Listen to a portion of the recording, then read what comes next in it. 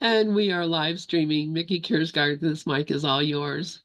Greetings and salutations. Thank you, Lynn, and the fun morning that we've had. Um, so before I go into all the Michigas, as our Uncle Ken likes to say, I'll try and center myself and say a little prayer, get in touch with Spirit, and ask for guidance and help. And say, this holy instant I would give to you. Be you in charge, because I sure don't want to be. For I would follow you, certain that your direction gives me peace. Thank you, thank you. And, um, so yeah, funny week I've had. Sorry I wasn't here last week. You can probably tell from my voice that the body has been having some illness issues. So it's been interesting watching that. Um, my body's having issues. My little four-legged fur Buddha is in end stage kidney disease and probably won't be here next week, according to his doctor. And so we've been cuddling up together for the week now and comforting each other. And I I went on and on to a friend of mine in a chat on the phone, about what was going on with me and what was going on with the cat, and asking his advice what to do. And he sent me back one word: surrender. And I thought that was the best thing, because it's been a pretty teary week. And and that's what I did. I just surrendered to it. I got to say, there was a lot of TV involved. um, and because we both like to sit in the big comfy chair in the living room, and that's all we wanted to do. So we turned on the TV, because the brain could not think anymore, and that was probably a good thing. So all we did was watch TV and laugh and cry. Um, so there's there's been a lot of stuff, and there have been a few grievances, and I was very appreciative of um, yesterday's lesson and the commentary in Journey Through the Workbook with my favorite Uncle Ken. And the the review lesson was, my grievances hide the light of the world to me. And I was I was like, wow, that's so freaking appropriate for what's going on right now. And um, there was, you know, there was a bunch of talk in the lesson review about this whole world is a grievance. Everything in it is part. We had a grievance. We want more. How could you want more than everything? So this the split mind went berserk, and everything from there on out. And I know that we like to say we're an expression of God and love, but we and so let me back up a second. a second. And I'm sorry, I might not be making very much sense this week.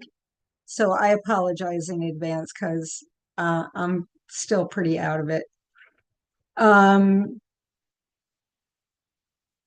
The sense that really jumped out at me in this commentary was, in the light of God's truth, there is no individual or special existence. And that's our grievance, really. There is, if in the light of God, in the light that is the only thing, in the light of God's truth, there's no Miki, there's no Dove, Susie, Sharon, Lori, Deb, Gloria, we all want to be individuals. We all want to keep this individual existence. We want to keep an identity. We want to say, God lives through me. God experiences through me. There is no me. Like we were talking about earlier, when Dev was talking about Keith's video, we're all dream figures. We're all part of the dream. How can a dream have an identity? How can a dream have an existence? And there's the grievance right there. I want to be, I want my cat to be real. I want me to be real. What would I do if I completely let go of my sense of individuality and identity and personality? To me right now, that sounds like freedom. That sounds like bliss. That sounds like what I have to go back in the chat. What was that thing that you said? Regina came up with the word peace, love, joy, happiness, bliss. That for me would be what I am when all of this finally drops and I can completely let go of any identity, of any personality, of wanting this to be anything. So I said something last week. I'm going to play around a little bit with this concept I came up with last week. I printed out the 12 steps from AA because last week in one session, I raised my hand and I said, "Hi, my name is Miki and I'm an egoholic." Oh, I have that recognition thing where if I raise my hand, it raises my hand. Let me take it down. I'm an egoholic because I keep thinking these thoughts are real. That whole time last week when I was feeling really crappy, I kept thinking, ugh, I feel crappy. I thought there was an I thought I was a body. I thought there was a me. That's the addiction to the ego. That's it right now. Every time I believe a thought that comes into my head, that's me being addicted to the ego. Every time I think, ugh, this body doesn't feel good, or ugh, my cat is dying, I'm addicted to the ego.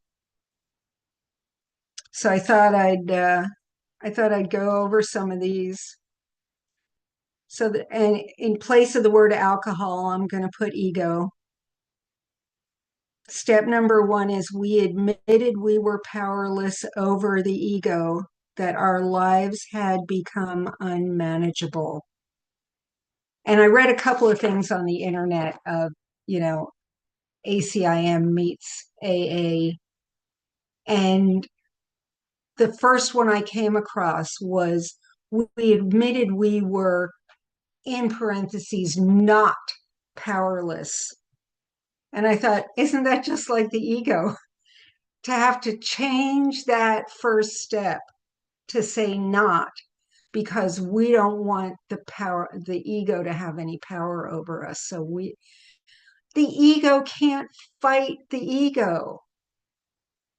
We've heard that before. I didn't just make that up. I've heard it before somewhere. I can't remember where.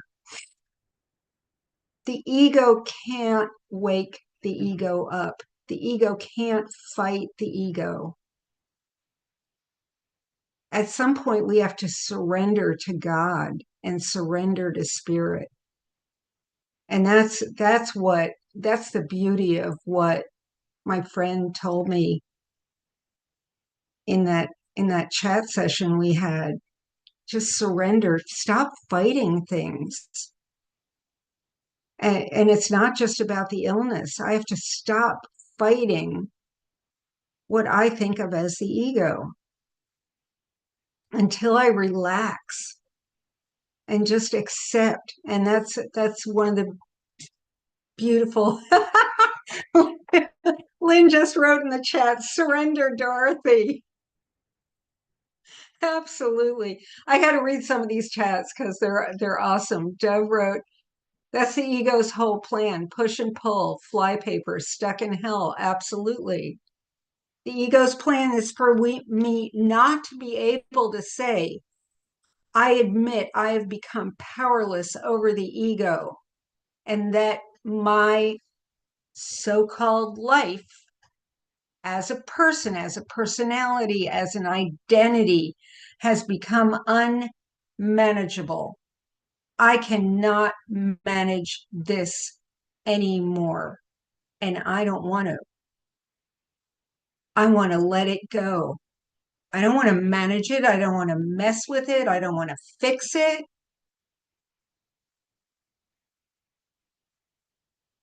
I want to let it go. That's the only thing that you can do. It's like those, remember those little toys that we got in the Chinese restaurant? Every once in a while, you put your fingers in it and you try and pull the fingers out, and it only gets tighter.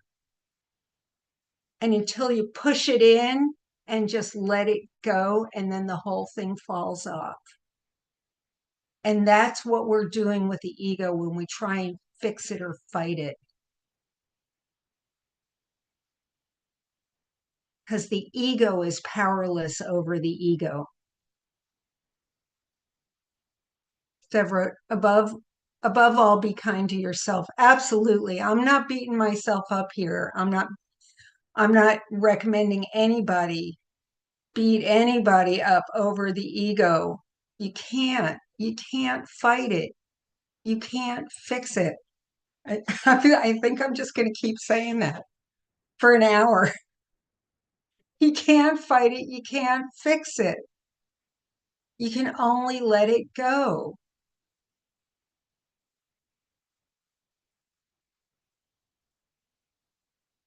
My life as an ego has become unmanageable. I am admitting that. No, let me not raise my hand.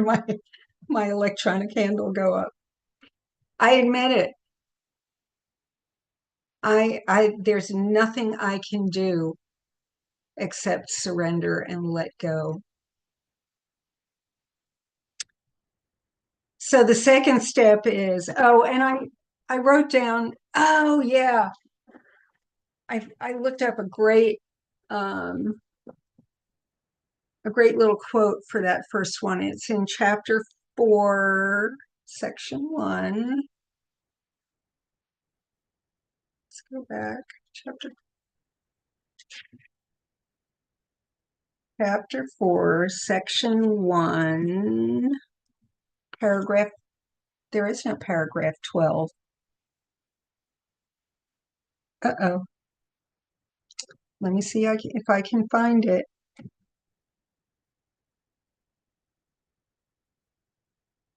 Because I got it. It was a really good one. Do my quick course lookup thing of your ego. There it is.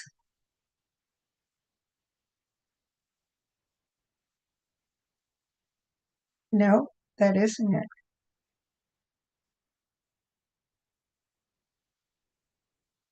And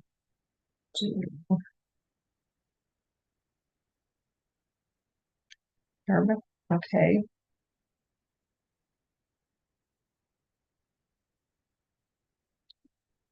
Oh, that's in the intro. That's why I can't find paragraph 12. Duh. Okay, so chapter 4, section 1, right teaching and right learning, paragraph 12. Of your ego, you can do nothing to save yourself or others, but of your spirit, you can do everything for the salvation of both. Humility is, and this is a good one, humility. If we could just embrace humility and stop trying to be smart or understand this stuff or, you know, be right. We could just be humble. Humility is a lesson for the ego, not for the spirit. Spirit is beyond humility because it recognizes its radiance and gladly sheds its light everywhere. Of the ego, you can do nothing. So the ego is not going to fix the ego. And the ego is powerless over itself. And it has become unmanageable. The kingdom of heaven is the spirit's right, whose beauty and dignity are far beyond doubt, beyond perception, and stand forever as the mark of the love of God for his creations, who are wholly worthy of him and only of him. Nothing else is sufficiently worthy to be a gift for a creation of God himself. I will substitute for your ego if you wish, but never for your spirit. So even, we're all dream figures. We all don't exist. Even Jesus, and I love talking about Jesus in the Course. But when it ultimately comes down to it, like I was talking about a couple of weeks ago, that ball of light that everything is. And it's like I've got spiritual Tourette's now, because every time somebody says something that I think has anything to do with the oneness of everything, I came up with a word the other day, the one ship. I don't even like using the word the sonship anymore because it kind of has this connotation of that's the son. We start anthropomorphizing it and putting our personality into the sonship and say the son, I am the son of God, and that this has anything to do with that. No, it's the one ship. That's the ball of light that we all are. One ball of light, not Susie ball of light and Wendy ball of light and Dove ball of light and Lynn ball of light and Cher ball of light and Lori ball of light and Deb and Gloria. And no, we're not each a ball of light. There's just that one ball of light. And this personality has nothing to do with it. And we keep thinking that there's something to fix, that there's something to get. I had a conversation with a really, really mighty companion of mine a couple of days ago, and we'd both been in a little bit of a funk. And she's like, yeah, I went down the hole of I'm never going to get this. It's not going to, there's no I to get it.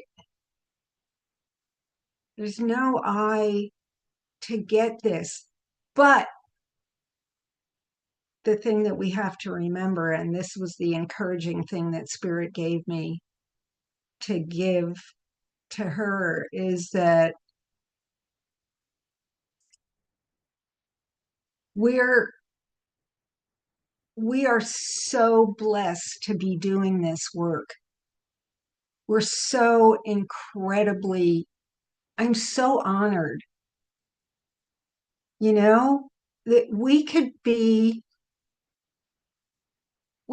some billionaire somewhere thinking about golf and power.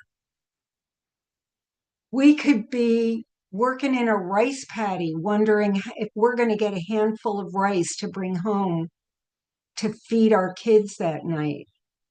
We could be, working on an assembly line, making transistors, which I actually did when I was in my 20s with a bunch of old Boston women sitting there soldering little wires onto little plastic pieces.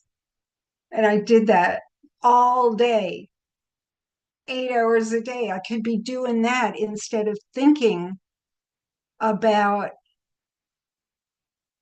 God and spirit and waking up and the one ship, like how blessed are we to be even on a path out of 8 billion people hovering around this thing hurtling through space.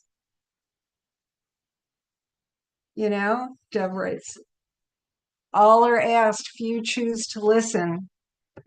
And we're listening, and we care about whether we're going to get it and like fully wake up tomorrow.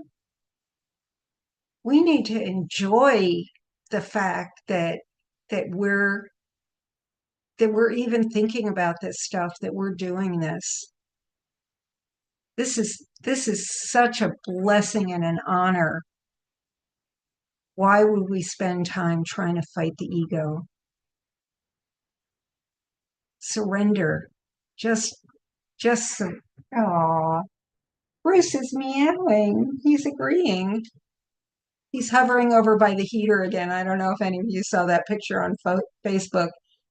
I've got a little radiator and I turn it on. It's not even that cold here today, but I turned it on for Bruce so that he could huddle up to it. So, um, so let's go on to, oh no, I got to talk about a forgiveness concept that came to me last night. Speaking of all those people who are doing other things besides being on the path, a friend of mine came over last night, dropped in on her way down to Savannah, and we were talking, and I know her and her family pretty well, so we were going over all that stuff. And she was talking about something that her brother said or did, and he can be a little bit of a pain sometimes, and something that her mother said or did, and she can be a little clueless every once in a while. And I said, you know what the only thing to do when somebody does something like that, when somebody says or does something that we really don't like, is say to them, I'm sorry. I thought you were going to be different than who you are. That's like that definition of doing the same thing. The definition of insanity is doing the same thing over and over again and expecting a different result. Why would we expect any of our friends or relatives or people who trigger us all the time to be any different than who they are? And I just said, just say to yourself, oh, wait a minute. I expected you to be different than who you are. I'm sorry, and that I realized in that I'm sorry, which is, the first part of the Ho'oponopono prayer. I'm sorry, please forgive me, thank you, I love you. That was the Ho'oponopono right there. I expected you to be different than who you are. I'm sorry. And I realized that that is the essence of forgiveness. I expected anything to be different than what it is. I'm sorry. And that's forgiveness. And then you're done. And then you let go. And that's all that needs to be done. And Wendy wrote, oh, how the ego could take that as an attack. Yeah. Oh, yeah. Oh, if you said it out loud, yeah. Woo! No, I wouldn't say that out loud to somebody. That would be hysterical. But yeah, I'm sorry. I expected something to be different. God, please forgive me. Thank you. I love you. So, um, so the second step in our 12-step adventure here is I came to believe that a power greater, or we, I guess it's supposed to start with we, came to believe that a power greater than ourselves could restore us to sanity. Well, that's pretty much the whole course right there. Like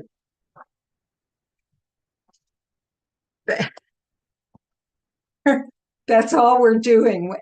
Any lesson, pick a lesson, you know, there's a power greater than ourselves that can restore us to sanity. But I did pick a lesson,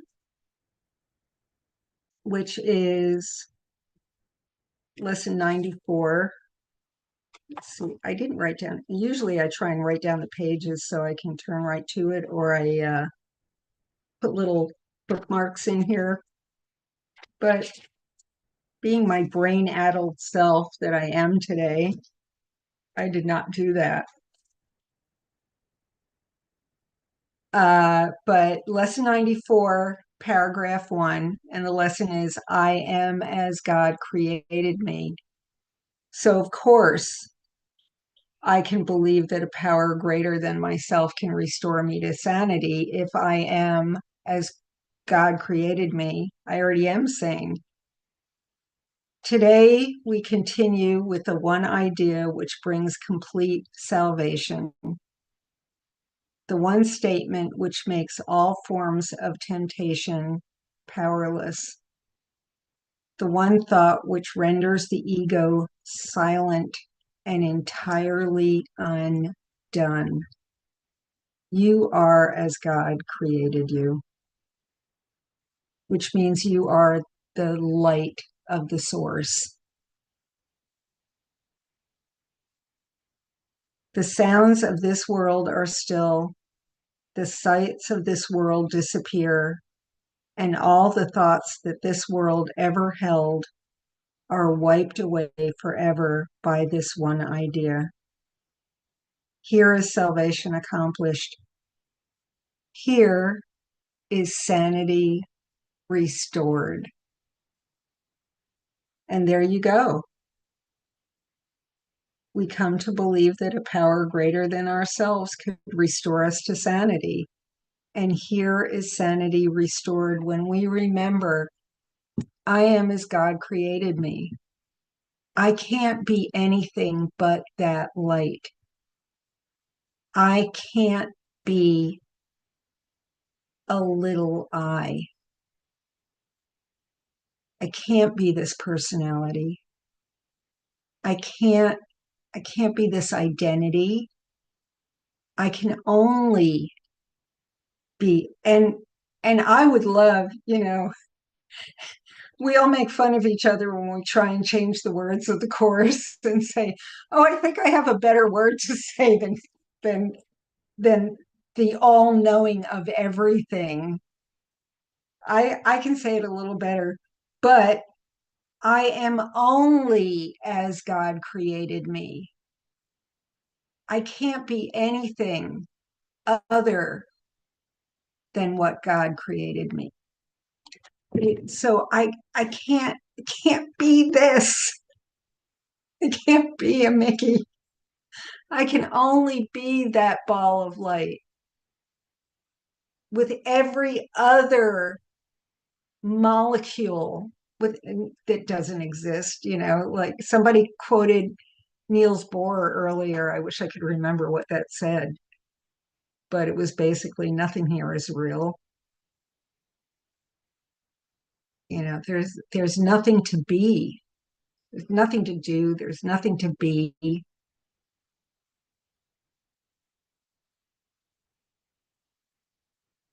So let me read a couple of chats. Oh, Wendy had to leave. Bye, Wendy. Uh, Dove said, I expected something to be different because ego can only see differences, right? Blindsided to sameness, oneness, equality. I would love to be blindsided into oneness and equality right now, but uh, then I would just disappear. And then Dove wrote, wait, me, Dove, Dorothy wanted to see differences so I can have more form or quantities or values in reality. It may be foolproof, not God proof. That is one of my favorite lines in the course. The ego's plan is foolproof, but it's not God proof. The first time I heard that, I laughed. I thought that was one of the greatest one-liners of comedy I'd ever heard. Because yeah, the ego's plan is very, very clever and complex and detailed, and I mean down to every leaf on every tree, you know, and every there's a quote in the Bible, something about God counting every hair on your head. And that's what the ego loves. And that's why Ken is always talking about the Bible being written by the ego, is because it's all focused on God knowing your identity and your personality and everything about you when there is no you and there's only that light. Lynn, I did not keep track of when we started, so I have no idea what time the hour's up. So if you could put that in the chat, I would love that.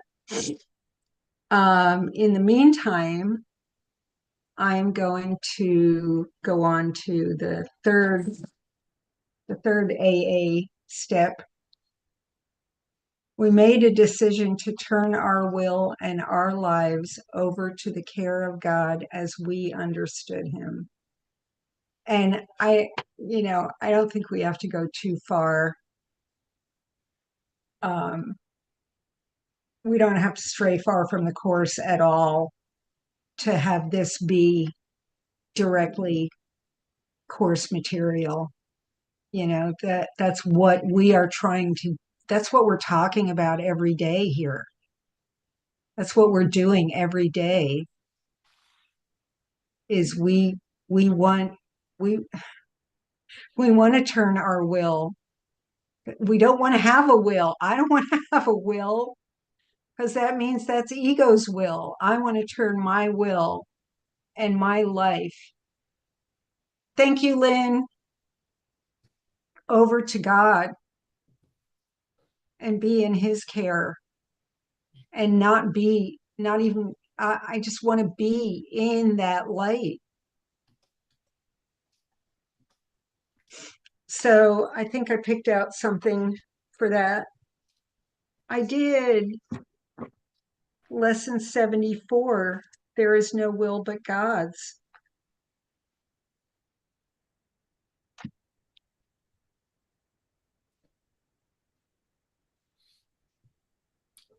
See if I can find it.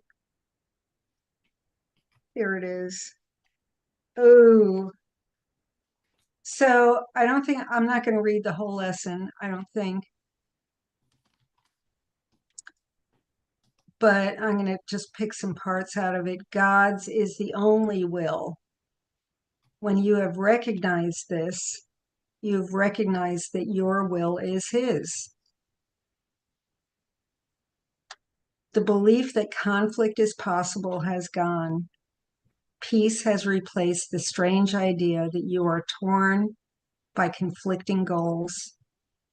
As an expression of the will of God, you have no goal but His. Boy, wouldn't you love to get up with your AA buddies and just read this lesson to them and say, okay, there's your step 3. Just read this every day while you're doing step 3. There is great peace in today's idea, and the exercises for today are directed toward finding it. You know, if you're an egoholic, I think if you just read this one every day for a month, you could finally surrender and let go of the ego. And I know, Dove, this is not in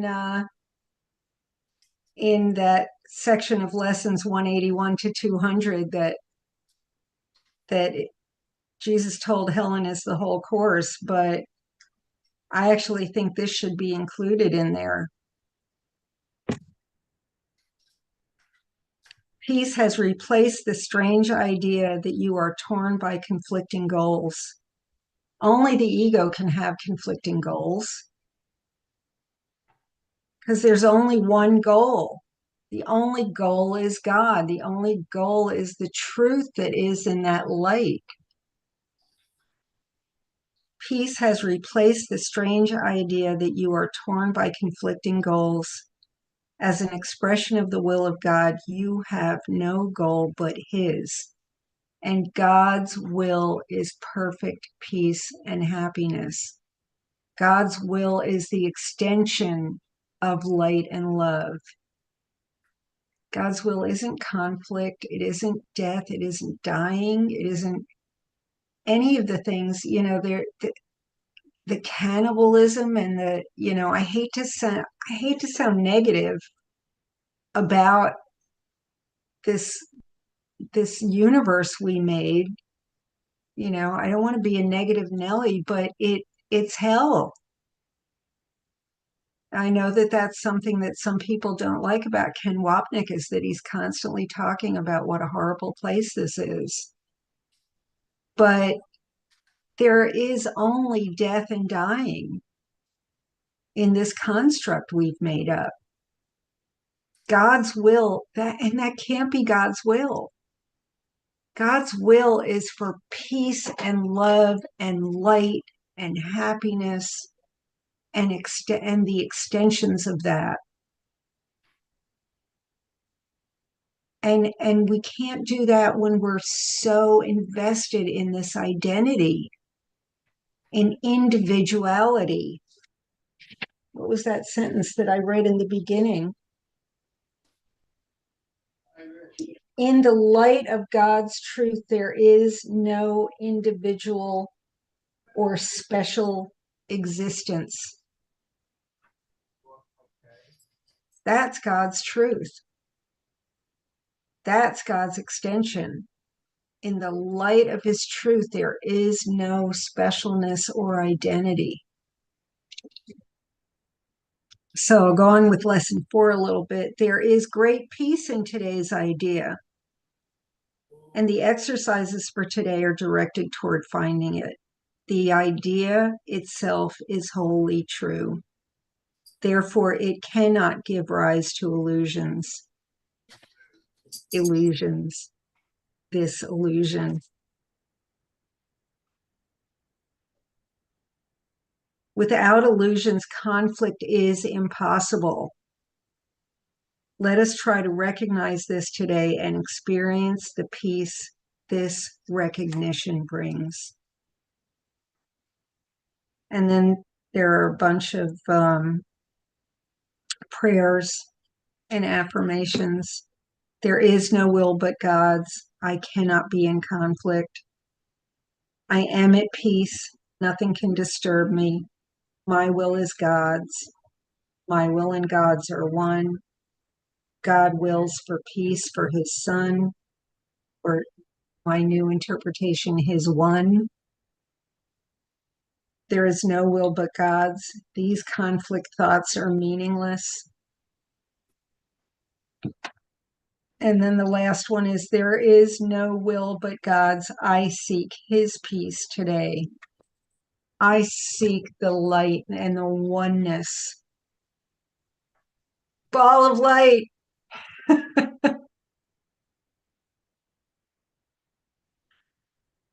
And Dove wrote in the chat, God, a quote from Mandy Sulk's poem, God is, love is, peace is, happiness is.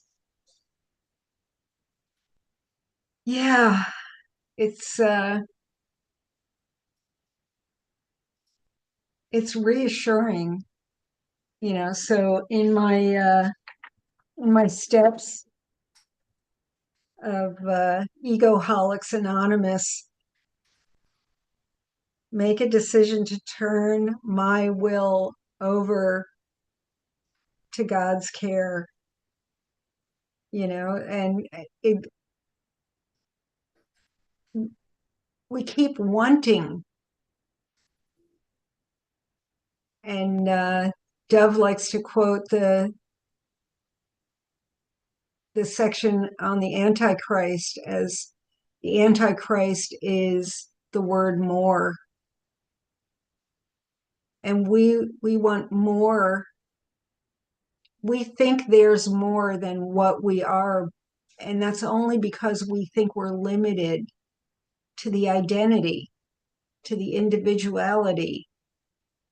And that's just ego. There is no peace in the ego. There is no, we were talking before about, our true function is joy and happiness. But I don't think it's joy and happiness.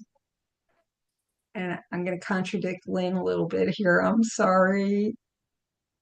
There's no joy and happiness through the individual wants and desires. I think the joy and happiness comes from letting go of the identity and the individuality. The joy comes in the oneness and the light. And I know that the few times when I've really experienced what I think of as the joy of God, it's when the ego dropped away for a minute and I could experience a glimpse of oneness, a glimpse of what freedom it brings from not being identified with this personality. That's true joy. That's true light. That's true happiness.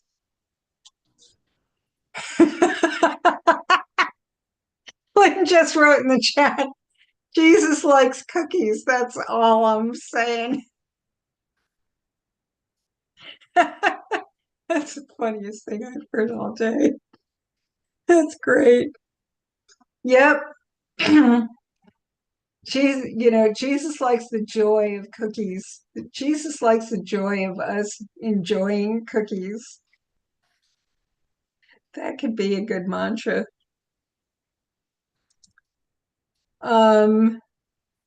Just lost my train of thought.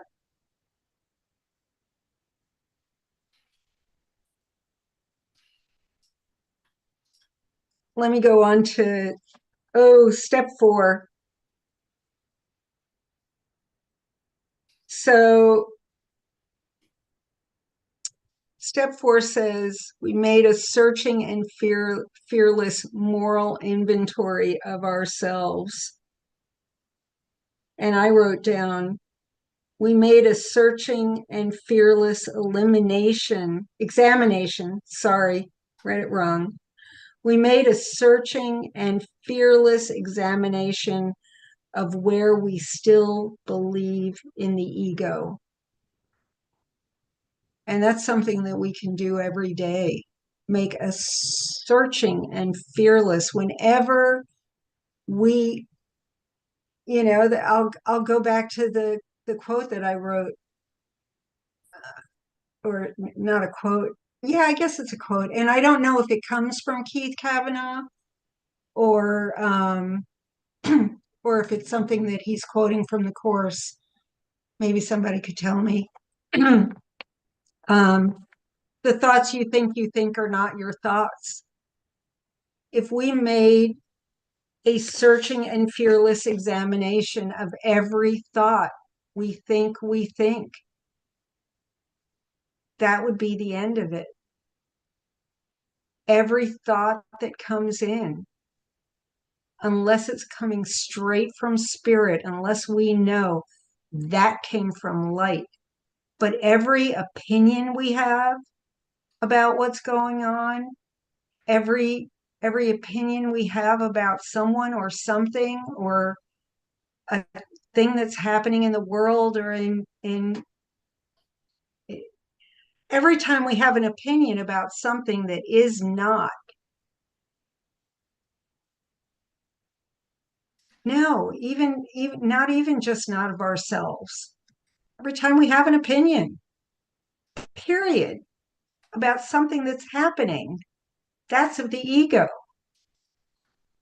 And if we had a searching and fearless examination of every thought we think throughout the day, that's working that step. These things, I'm telling you,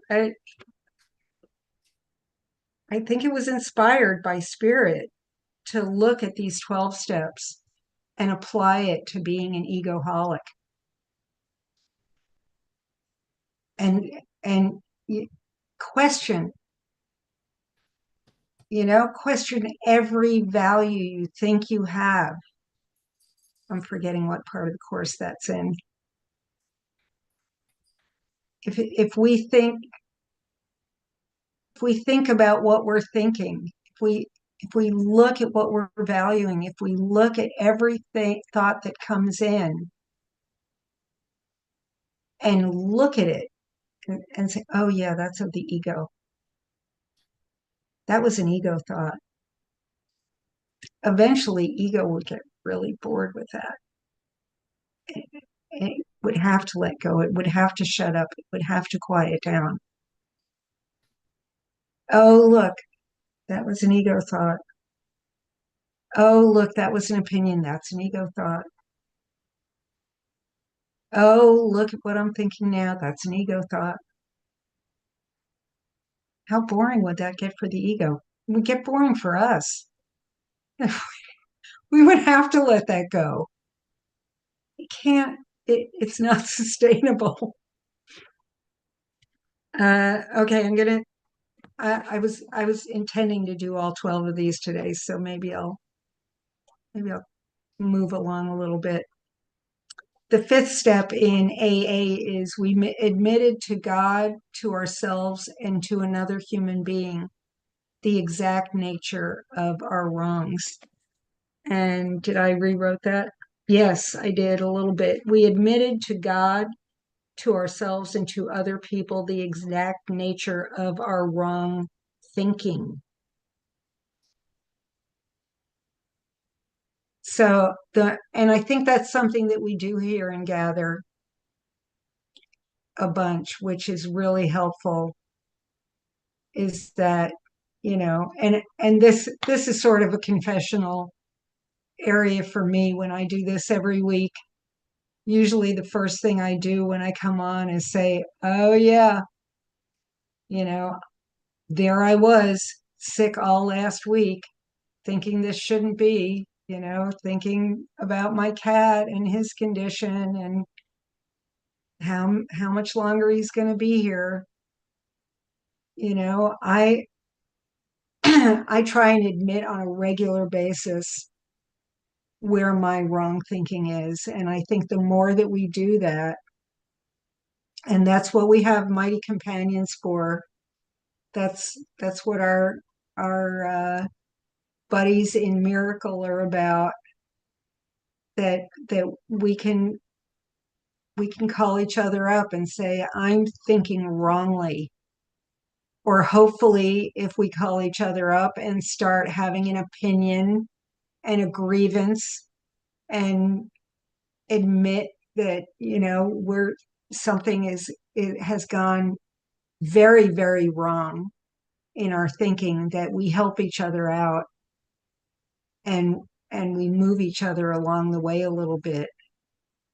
And I think we do that as a group all the time here. And I really appreciate that about us, that we can be perfectly honest with each other and really admit where our thinking has gone off the rails. And hopefully, if anybody hears me going on about something, they'll help me out with it and say that's something we need to look at that. That's some wrong thinking right there. And I'm going to try not to do too many quotes after these because we only have about another 20 minutes. I found something in chapter 5, section 5.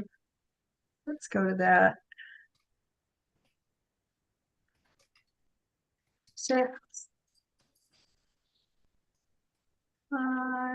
Section 5. What was the paragraph? Paragraph 1. And this section is the ego's use of guilt. Perhaps some of our concepts will become clearer and more personally meaningful if the ego's use of guilt is clarified. The ego has a purpose just as the Holy Spirit has. The ego's purpose is fear, because only the fearful can be egotistic. The ego's logic is as impeccable as that of the Holy Spirit, because your mind has the means at its disposal to side with heaven or earth as it elects. But again, remember that both are in you. So the ego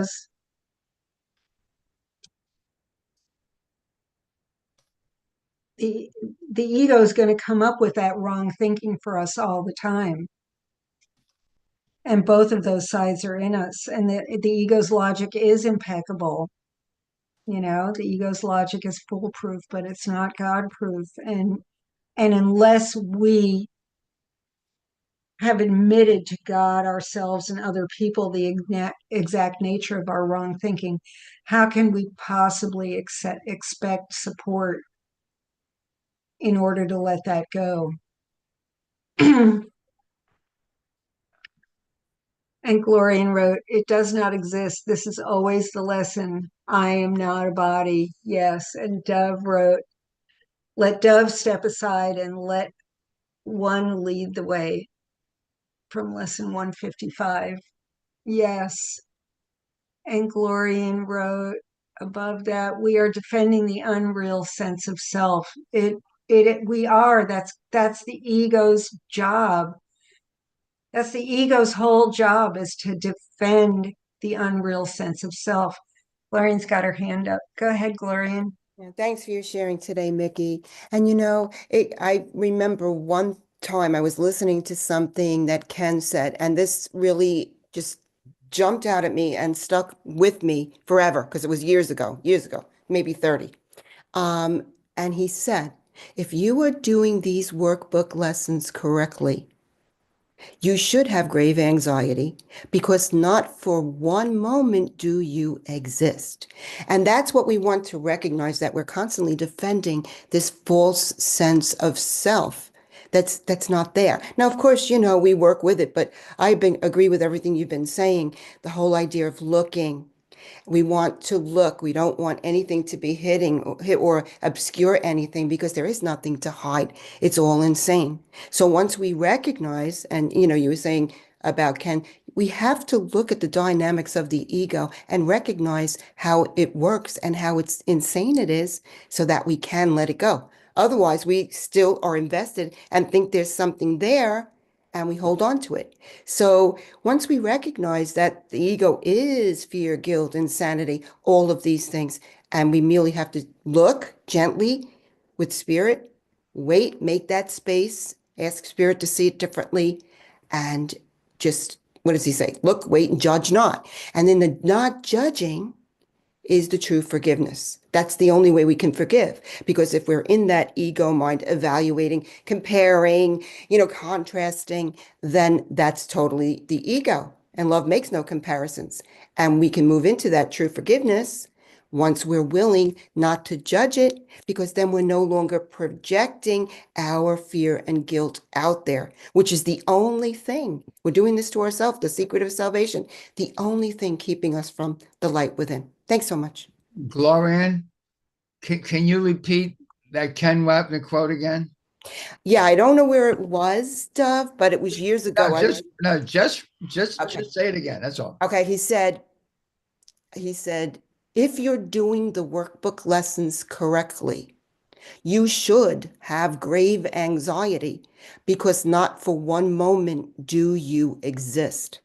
Thank you. Thank you. Thank you. Thank you. Thank you. Once we recognize this is an image that's, not real, we can then surrender it and move into what is real.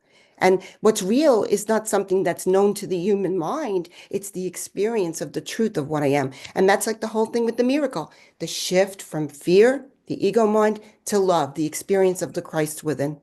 Thank you. Absolutely, Gloria, and thank you so much. And that's the whole point of what I'm talking about today. Yes, if you're doing this right, you're going to be anxious. This is scary stuff. The whole thought of this doesn't exist. That's not a comforting thought. But if we can't let go of any of this until we admit we're addicted to it. Just like in AA, an alcoholic, until someone admits that they're addicted to alcohol, they cannot overcome that addiction. Until we admit that we're addicted to the ego, we cannot do anything about that addiction. You have to face it. We are addicts. We're addicted to the personality. We're addicted to the identity. We're addicted to being in a body. We can't do anything about that until we admit it. Addicts, yes, we've been scammed, like Dove was saying earlier. We've been scammed by the ego. So can anybody remember what step I was on? I think I was on 5. So we'll move on to 6. We're 6. We were ready. Okay.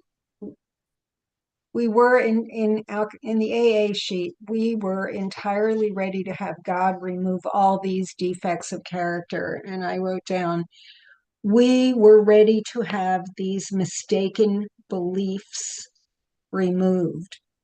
We're ready to have the mistaken beliefs that we are egos removed. And I'm not going to read all the quotes I picked out for all these, because we've only got about 10 more minutes. But yeah, we have to we have to accept, and we have to declare. And that's part of the whole 12-step program, is you have to make a declaration that you are ready to have this corrected. And so, just say, we have to say, I admit I'm addicted to the ego, and I am ready, absolutely open, ready, willing, eager to let this go and have Spirit and God come in and correct that. Have my mistaken beliefs removed. Please, Spirit, help me to let go of this addiction. Help me to let go of the mistaken beliefs I have, that I am this identity, this personality, these wants, these desires, these urges, these cravings for things of the world, that I want to be separate. Please help me remove the desire to be separate and hold on to any of this. So we're ready to have these mistaken beliefs removed. And then the next step, step 7, is we humbly ask him to remove our shortcomings. I think I might have just done that.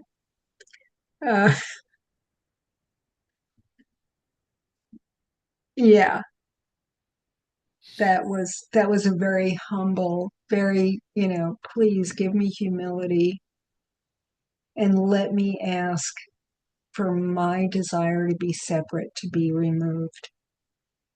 Thank you. It's done. And step 8 reads from, oh, this is a great one. Oh, I love this.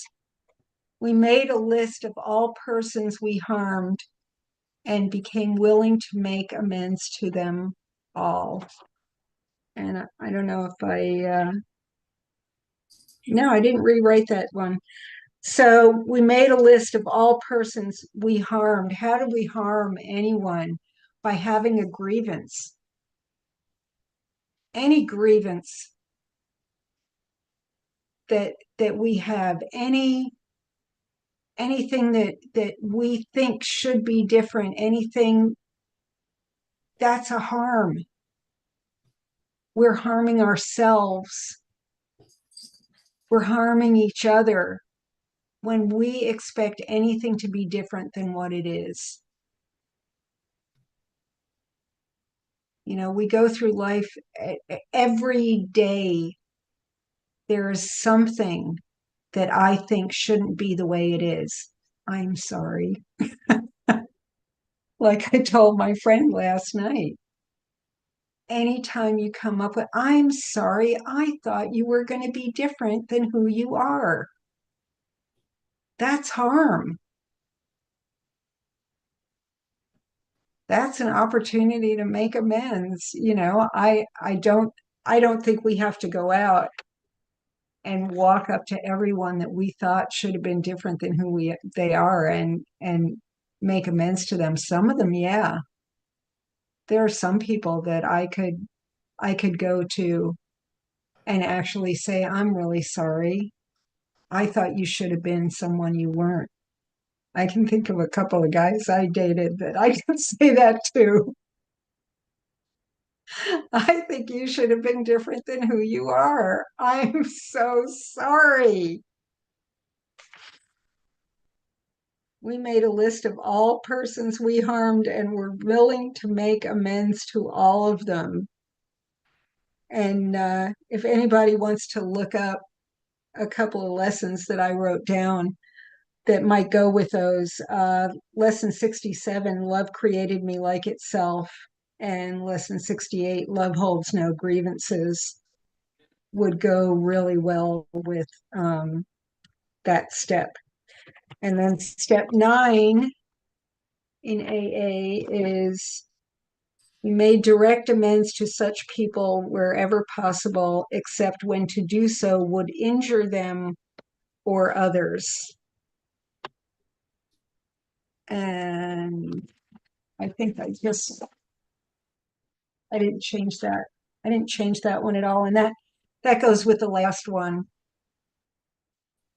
of like anyone that we think we've harmed in thought by thinking that they should be different than who they are.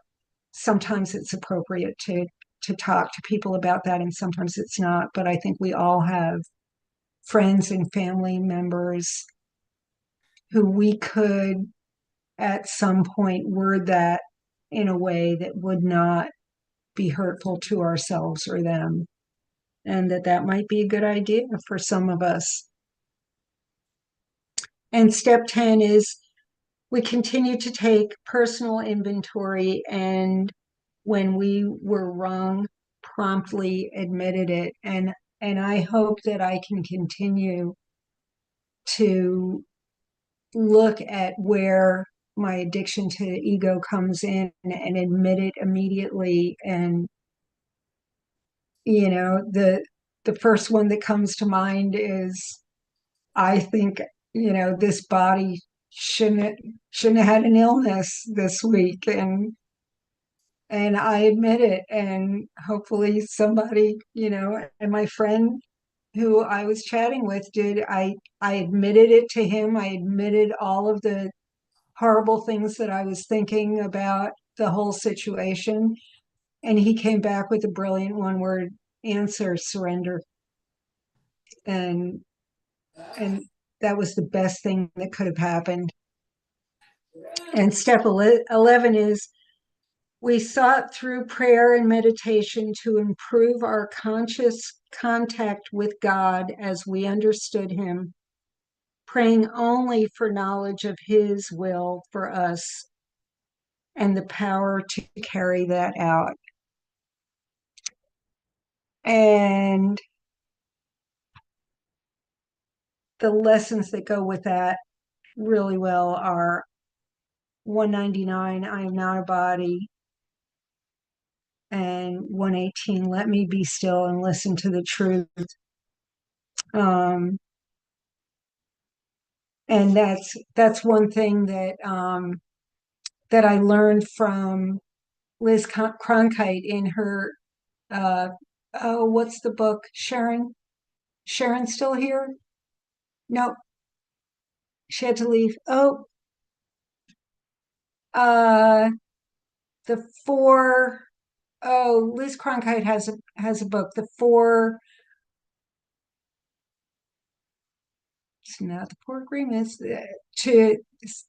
I'll come up with it next week and let you know what it is. But one of them is it's four things you should do every day in order to attain peace. And it's a great little book, and hopefully somebody can find it. Or I'll tell everybody next week what it is. Be in touch with God daily, and and just ask. It's always ask spirit. We always like to say, whenever somebody is having a problem figuring something out, did you ask Holy Spirit? That's what that's about. We sought through prayer and meditation to improve our conscious contact with God. We're doing that all the time here, I think. And step 12 is, and I love this one because it's like, oh my gosh, this is the course right here. Having had a spiritual awakening as the result of these steps, and they're assuming we've had a spiritual awakening. I love that. We tried to carry this message to egoholics and to practice these principles in all our affairs. And that's what being a teacher of God is. that's being a teacher of God. And it's not like you proselytize the course, and it's not like you proselytize a 12-step program or anything else. We demonstrate through what we are, and we're that light. We demonstrate by being that light to others, and how we bring the light to others. And that's how we carry the message and practice these principles in all our affairs. No matter who it is, no matter where we are, we just be the light. We be the one ship. We be that ball of light. I can't stop saying it. Just be the ball of light. People will see it. People will feel it. And people will know that they're in it. And that's my time. And those are my 12 steps of the egoholic. Thank you all so much. Thank you so much, Miki. And see, don't you feel better? I always, however crappy I am when I start out, I always feel better at the end because when you clear out and let the Holy Spirit just run through you like that, it does clear things up. So thank